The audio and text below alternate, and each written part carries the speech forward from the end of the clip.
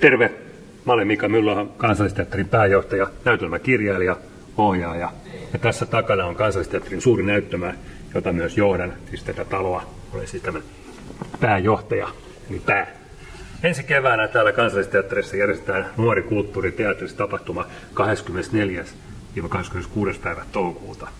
Eli tänne tulee silloin tuhansia, jopa satoja tuhansia nuoria tekemään teatteria, koska teatteri on mahtava laji. Teatteri on tapahtuma, paikka, jossa voi kohdata muita ihmisiä ja puhua vaikka mistä ja puhua vaikka elämästä, juoda kahvia tai mehua, mitä vaan. Joka tapauksessa ensi keväänä täällä Kansallisteatterissa tapahtuma järjestetään siis Teatris ensi keväänä Kansallisteatteriin. Olet täällä. Ja nyt mä siirryn sivuun, joten näette tämän tilan paremmin.